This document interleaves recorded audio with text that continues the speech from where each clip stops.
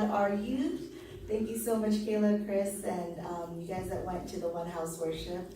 I'm sure you guys were blessed. We missed you guys last week. So it's good to see you guys here this week and celebrating Mother's Day with us. I hope that clip, I cry at everything. So I hope that clip gave all the moms here a kind of encouragement that you need. Mothers, you guys are such a special, wonderful breed of women. I was talking this over with Auntie Julie yesterday, and just the ability to be able to juggle so many things at the same time, so many responsibilities. You guys are indeed a blessing to your family. And I want to make sure that you feel acknowledged today. Mothers, you are a blessing to your family. And we will take a look at that again sometime during the sermon. Now, before Pastor Garino left for the Philippines, he asked that if I could lead in Mother's Day Sabbath, and I thought, oh, okay, that's fine. I don't hold any official title at church this year, probably because I have a little one, and it's a lot harder when you're a new mom with a little one.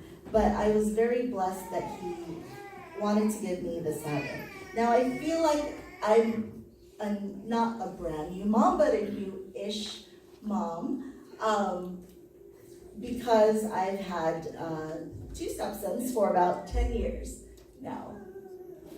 Oh, what happened to my picture? Two stepsons for about 10-ish years now. Now, we had the boys every other weekend and have time during holidays, and I thought, everything's wonderful, it's fun. It was a little difficult, but I thought, I think I'm pretty proud of the way we all handled it, and I thought, that is good enough to prepare me for motherhood. Oh my lands. It has been 1 year, 2 months, and 10 days since I became a mom, a full-time biological mom. Nothing could have prepared me. Nothing anyone could have said could have prepared me for this world of diapers, laundry, tantrums, milk preparing, food preparing, poop in the bathtub, staying up later just so you could clean, or waking up early so you could catch some alone time before life gets chaotic again. It is so tiring. So moms with more than just one, I definitely salute you guys. Now, the days seem endless, but the months seem so short. Working outside of the home, to me, in my opinion, is about 100 times easier. You have a mandatory lunch break. You have your 15-minute breaks. At home, you can't even go to the bathroom by yourself. Everyone wants to come with you to the bathroom. So what do? I stay up at night. It helps me regain a little bit of my sanity. Sometimes I watch TV. Sometimes I watch YouTube videos and see other moms clean and cook and do activities with their kids. Sometimes I look at Pinterest and get ideas for everything from fashion to ideas for arts and crafts and recipes. And sometimes I look at inspirational quotes or devotions to get me through whatever latest emotion I was going through. Whether it's feeling frazzled because Chloe has decided to throw all the spoons and forks and pans on the floor while I'm cooking, or because I'm having communication issues with Duke, or if I'm questioning if it was the right decision to stay at home. Reading those quotes and devotions, they help lift my spirits. Amen. But is that enough? Is it enough that I only do this when I'm feeling emotional? No, that's not enough. Now, the sermon series that we are following for this month is called The New Humanity. Does everyone get the email that Chris here sends out? Yes. Yes? Hopefully you guys are reading it also. Now, the series title is The New Humanity. Does anyone remember what the message or what the premise of this series is about? Anybody? Worship. Well, it's worship this week, yes. But the premise is when God interacts with humanity, everything changes. So what this means with our message today, our message is both about worship and also with Mother's Day, but that means that when God interacts with me and my worship, everything should be different, right? It should be better. So let's find out how we should do that.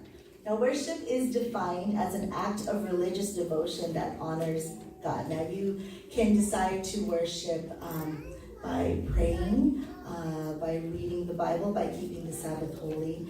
One of the forms of worship that speaks profoundly to me personally is music worship.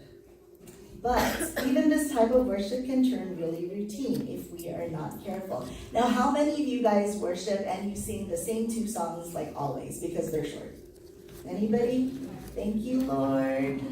Yeah. Lord, God is so good. Yeah? Okay, yes. I know. So there is a difference. So instead of feeling the words, we are just saying them. How many of us do that? So listen to the difference when I sing God is so good. The first time I'll do it the routine way, kind of how we do it during worship. And then the second way is singing it in spirit and in truth. So first way is God is so good, God is so good, God is so good, He's so good to me. Yay! And I add the yay for Chloe at the end. Now, is there anything wrong with that? I said all the words right. I even added the yay so Chloe can get excited about the song. But when we are worshiping in spirit and in truth, we need to actually have an emotional connection to the words that we are uttering. So, the difference. I'll try singing it a second time. God is so good. God is so good. God is so good. He's so good to me. Do you hear the difference? Yes. And do you feel the difference? I know Yes. I do. Yes. When I sing it the 2 different ways. And sometimes when you worship, you just want to get done because that's something routine, that's something that you normally do. But when we allow God to speak to us in our own language and in our own hearts, through that process, there is a submission to the will of God for our worship. And as the Holy Spirit inhabits our praise, the individual worship elements, they'll come to mean something more than they ever have before.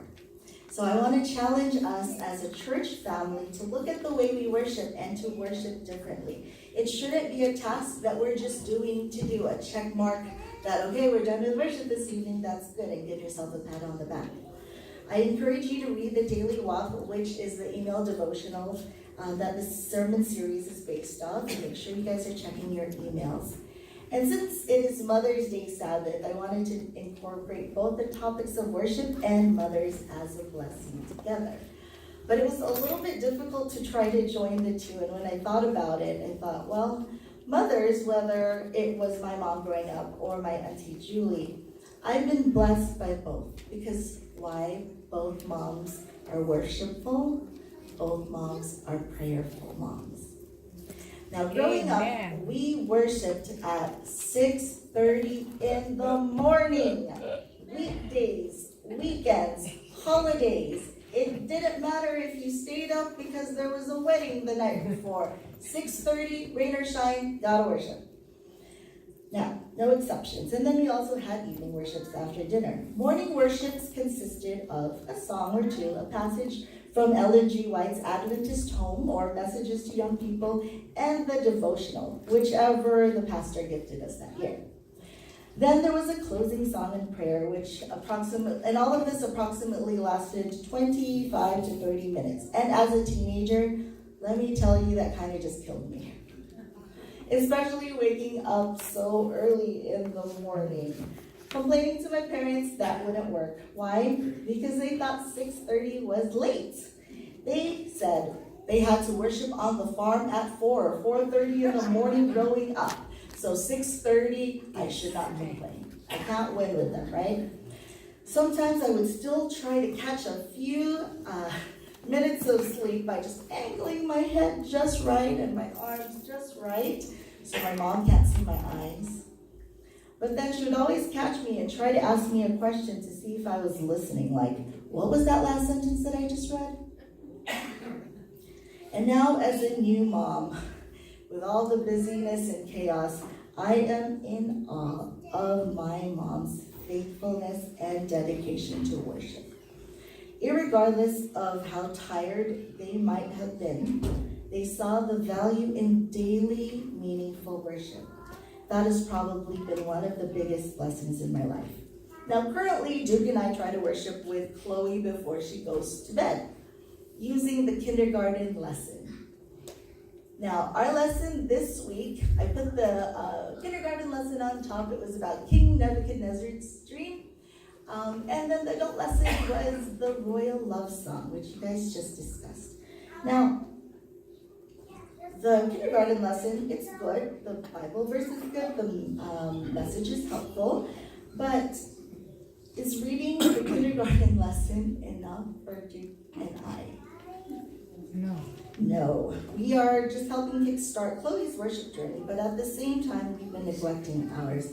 And I think this can be true for a lot of young families, even at church. You try to sit through the sermon, but then when the baby gets fussy or starts to cry, it's off to the mother's room with one parent or both, not being able to hear the message. Now, it was evident that we were neglecting our spiritual health when we were worshiping with our parents. Mona and I don't know why you were there, but we were worshiping with them. It was lesson 4 about loneliness. And then this week, the lesson was on the Royal Love Song, which is a wonderful reminder of how marriage should be and how we need to safeguard it. Now, and how our words can tear down or build up our spouse.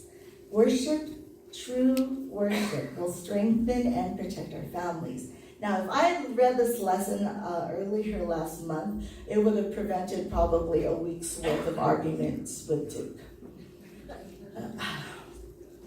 Now, the memory verse attached to the sermon series is found in John 4:24. God is spirit, and those who worship God must worship in spirit and in truth. Now, what does that mean, spirit and in truth? Anyone who read the devotional this week? What does spirit and in truth mean? I saw some hands before that you got the email. Okay, so we got the email, but no one read it. That's fine. That's all I'll tell you now. Anyone, it means when you're worshiping with your spirit or truth, or your spirit, it's your heart and your emotions that are involved. And in truth means your head or your intellect is involved. Now, in the scenario earlier, did the morning worship that I had with my parents as a teenager symbolize worshiping God in spirit and in truth? Yes, no? Not really. Yeah, the message was great, and it definitely fed my knowledge. But I didn't have, my spirit wasn't awake yet at 6:30, and I didn't have the right attitude to receive the truth that was being fed to me. So while we need to understand God through study and doctrine, we need to worship with our whole attitude, our emotions, and our presence. We need to be present when we worship. The essence of true worship is not external. It's not just what we show to others or a check mark that we do. True worship is internal, emotional, and thought. Spirit and truth. If we only worship with our head, we become as dry as old crackers. If we only worship with, as old crackers with no passion and no flavor. But when we only engage our emotions, it's like having passion without informed understanding of who or why we're worshiping. Now, each of us, I'm sure, has had times that prioritize either the head or our heart in our worship or relationships, causing it to lack something in its expression of God in our lives. Now, a couple of questions in this devotional series, what they've asked was, how does our worship spill out over the walls of the church and enter into other aspects of our lives as Christians? Or does it just stay in here? We're only Seventh-day Adventists on Sabbath, and after that, that's it. How does our worship spill over, and how do we create a life where our hearts and our heads are fully invested in the spirit and truth of who God is? Maybe we have spent too much time separating our experience from worship in our lives. Now, there's a story of this young man who went to a Christian concert. He loved the music artist that was singing, and of course, after the concert, there's a time where you can buy the CDs. So he bought the CD from the artist, and he said, great, now I have another CD I can listen to on Sabbath. And the Christian artist said, wait, time out, why only on Sabbath? And he said, well, this is Christian music, right? And why would I listen to it any other time? The young man had separated his faith from his life. They were so bifurcated that he couldn't imagine listening to spiritual music on any other day than the Sabbath. Now, I don't know how many of you have experienced that in your life. One of the things I do to put Chloe to sleep is put music lullabies. And from Sunday through Thursday, it is this certain Disney piano music with all, the Disney songs. But on Sabbath, it is set to Jesus Loves Me and other Christian song lullabies because, it's Sabbath. But when I realized I was doing this, I thought, well, I'm just doing the same thing as that guy in the Christian concert. I'm only separating my Sabbath music for Sabbath instead of having it spill over into the rest of my life. So when I realized I was doing this, I started listening to Christian music in our bath time and also while we were driving. Because our worship shouldn't just be on Sabbath. Our worship was meant to spill out into our everyday lives. And I'm thinking as a mom, one of my jobs is to be a good example to her, to help set her on a straight and narrow path. And it will be easier if she learns early on to love the Lord and not just love Him on Sabbath, but love Him every day. And as I previously said, my mom would read Ellen G. White's The Adventist Home during our worships. How many of you guys have read this? Well, wow, all right. I know the Master Guides have read Adventist Home, right?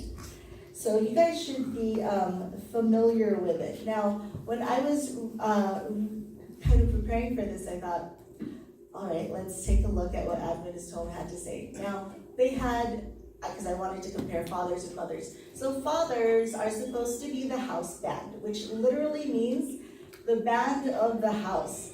This is a person that, my contacts, I'm sorry. They support it, the person who keeps the household together. That's what fathers are supposed to do. And this is one section. It has 4 chapters. It goes over fathers' positions and responsibilities, sharing the burdens with your wife, being a companion to your children, and I laughed at this one, the kind of husband not to be. So if men, if you want to read something, please read that. I'm sure your wives will be very thankful. Now, moms. So the men have 4 chapters, right? Look at us. Mother, we are the queen of the household.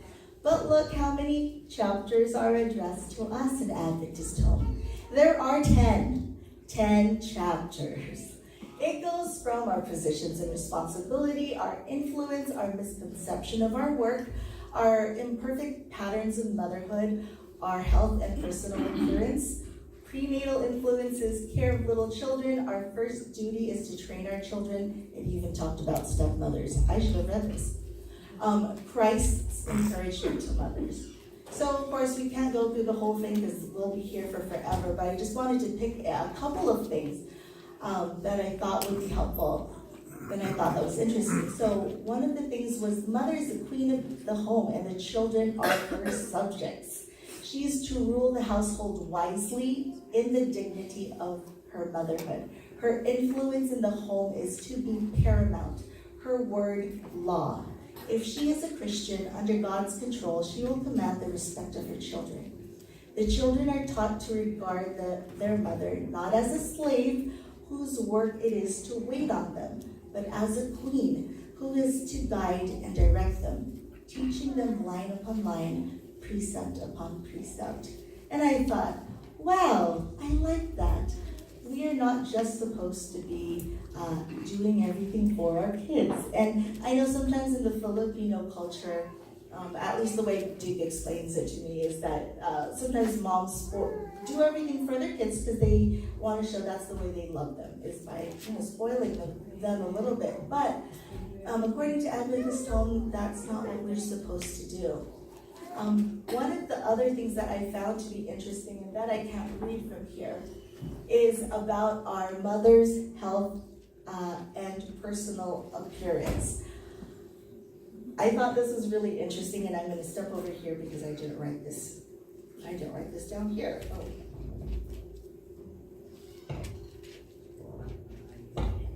Guess I can't move that either, so I'll do this. All right. So, in regards to the esteem of the husband and children. Oh, thank you, Uncle. Sorry, it looked a lot bigger on my computer screen at home. Thank you, Uncle.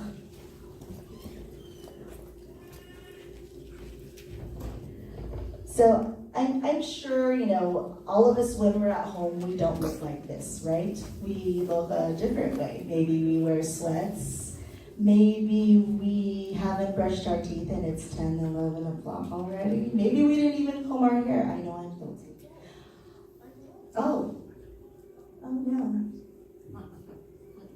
I know I'm guilty of that also. That's all right. But it's interesting what Adventist Home says about our personal experience or our... Oh no! Not yet. Okay, sorry. Uncle, can you go back to the PowerPoint? There it is. Okay, so it says, sisters, when about their work, should not put on clothing which would make them look like images to frighten the crows from the corn. Because of that, I had to underline that. I thought that was funny. So we should not look like we have clothing that makes us look like images to frighten crows from the corn. It is more gratifying to their husbands and children to see them in a becoming, well-fitting attire than it can be to mere visitors or strangers. Now, some wives and mothers seem to think it is no matter how they look when about their work and when they are seen only by their husbands and children. But they are very particular to dress in taste for the eyes of those who have no special claim upon them. Is not the esteem and love of husband and children more to be prized than that of strangers or common friends? The happiness of husband and children should be more sacred to every wife and mother than that of all others. That totally got me. I thought, oh no, now I'll have to dress a certain way at home. I have to wake up even earlier to comb my hair, brush my teeth, maybe put a little bit of makeup on. Wear clothing that is becoming to you. This will increase the respect of your children for you. See to it that they too are dressed in a becoming manner. Do not allow them to fall into the habits of untidiness. I don't think it's telling us, your kids have to be clean all the time, especially when they're playing, but, if they're playing out in the yard and they've been dirty, don't wait for an hour and just leave your kid in the dirty clothes if they're inside the house. And this kind of really got to me. I thought, wow, there's so many things that I need to be doing that I haven't been doing, so many things that I can do better. And so I asked my husband if he was okay. You know what? We really need to read Adventist Home. We had a big argument, last week, this week, it seems like all the time. But we had an argument, and he was like, we've been married for 10 years. How do we not know each other by now? And I thought, that's what I'm thinking. How do we not know each other by now? But I think that we needed another guide to help us understand what our roles and responsibilities are, because, you know, he has a certain way his family has done things in the past. I have had a certain way where I've seen my mom and dad do things in the past, and it's totally at ends. So hopefully in reading Adventist Home, this will strengthen our marriage also, and hopefully you guys will take a second look at it as well. Amen.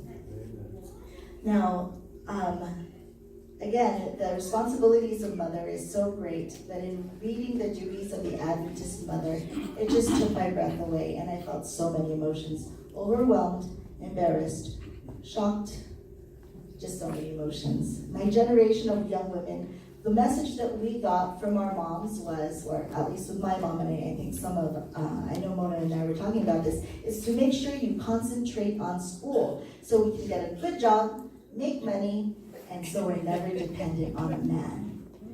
Amen. So a lot of my contemporaries, what did we do? We prioritized our careers. I even want to go as far as to say that we are not nearly half as strong, diligent, or skilled in home duties as our mother. We even want to make sure we split the duties and responsibilities 50-50 fairly with our husbands, because, you know, we also work outside the home. So, again, I encourage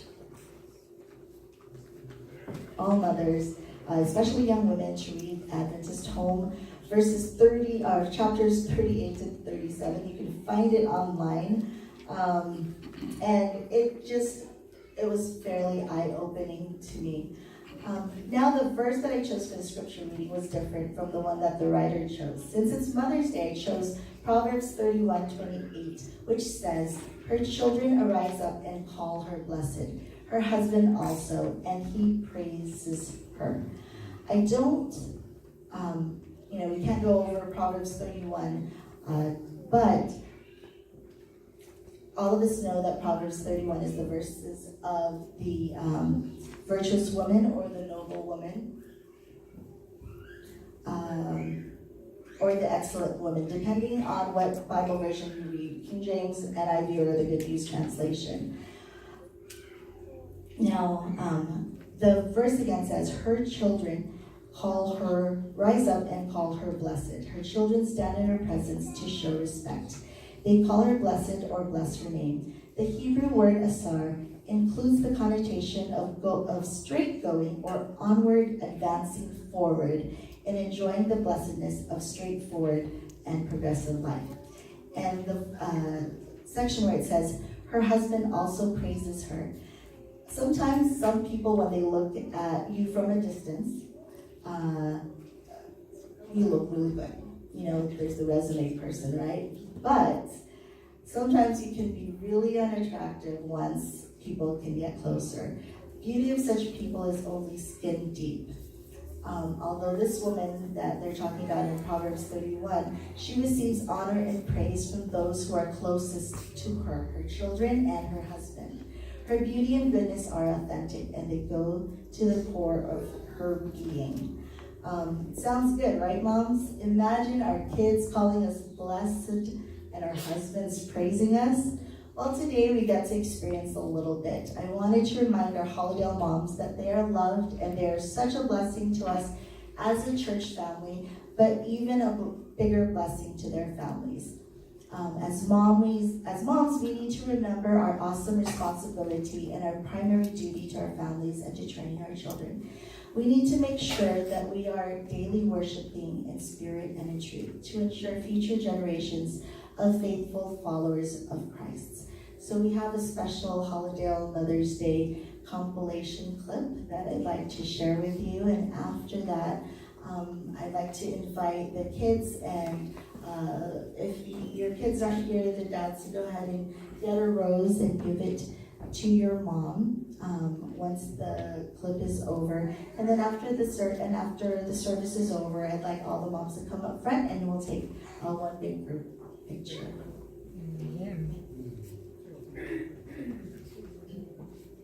So thank you for everyone that participated.